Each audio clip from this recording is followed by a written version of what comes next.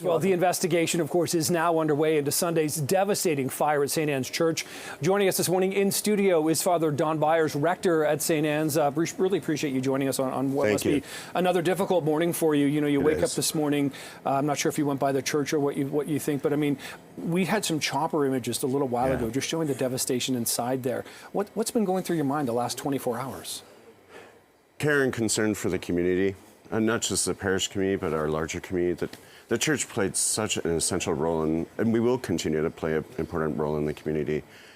The other thing, too, is the sadness, as I was sharing with you moments ago, the sadness of seeing this historic Canadian artwork that was so valuable to our country as well, completely gone. And to walk in on a Sunday and to see the church where you're to gather for joy, suddenly engulfed in flame, it was heartbreaking. It was heart-wrenching. Yeah, I mean, a Sunday morning, I mean, it happened around 8 o'clock, clearly no service underway, no injuries, which of course is perhaps a miracle. A real blessing indeed, though. I mean, this could have been so much worse had this happened during your Sunday morning service. Oh gosh, yeah. And given the speed with which the fire spread through the church, it would have been devastating. Part of me wished I was there before things started. Yeah. But even as I spoke with the fire department, who were brilliant, they said there would have been no way. It just went way too quickly.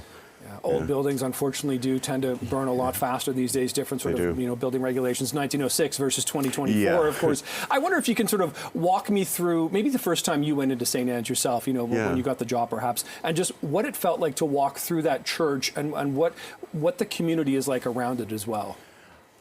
I have to say I was overwhelmed when I first walked into that church. From the outside, it doesn't look that large, but when you're inside, it's this large, expansive space. And the idea of it was to really be a place for all people. And that's what they were trying to do. And I remember I walked in the first time. It was an early morning. No lights were on. The sunlight was piercing through the windows. And I just sat there, and it was breathtaking. The way the light played on the stained glass windows, the way the images lit up under that light, it was overwhelming. But what hit me most, and this was during COVID, what hit me most was in the community, people had nowhere to go.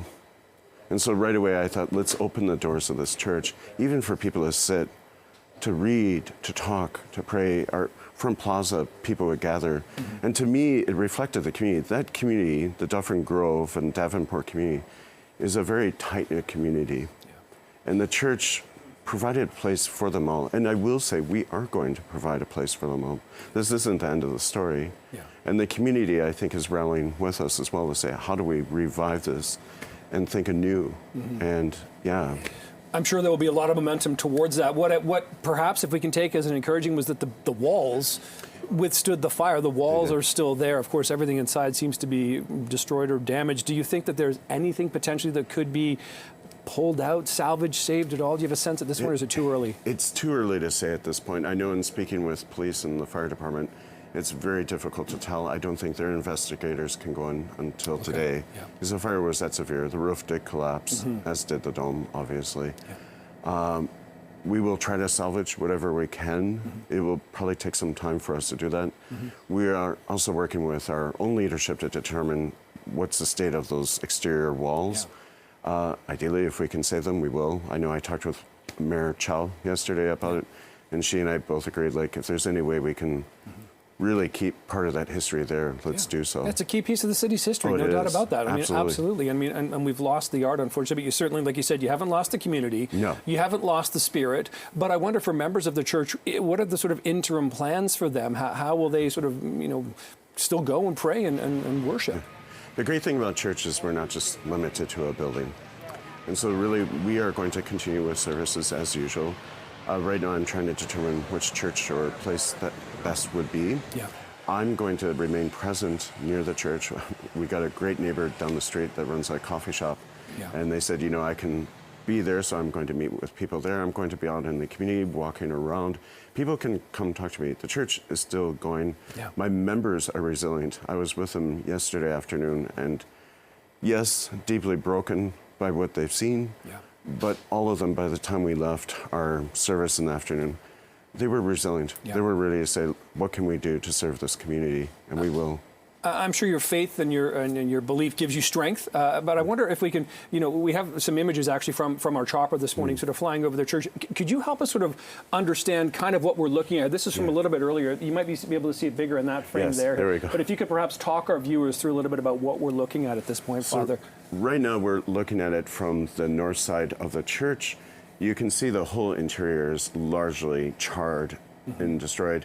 The rounded part facing where the green area behind, that was where the chancel was, and actually where many of the mosaics were up in that space. Right. The dome had mosaics as well. That would have been roughly in the center. The two green domes are where the bell towers are. Right now, again, I don't know what their condition is, but hopefully they're salvageable. And then we have the south wall, and that parking lot is our lot. We work together with Cadbury and Loft St.Anne's place in providing services for them too. So right now, pretty much what I can tell from this video shot is that it appears, and I saw this yesterday, it appears that the entire interior is completely charred. I don't know if the floor collapsed in. I have no idea about that. There wasn't much on the lower level other than a choir room and some precious things, but I mean, your pews are wooden, the floors, so much wood, so much burn. I mean, it's one of those unfortunate combustible situations. I really appreciate you joining us this morning, Father, and I really wish you and your congregation good luck as you rebuild and move on. I know that your spirit in the community hasn't been broken. This is just sort of a bit of a roadblock temporarily. So thanks for being here this morning. Thank you so very much. Thank you very much.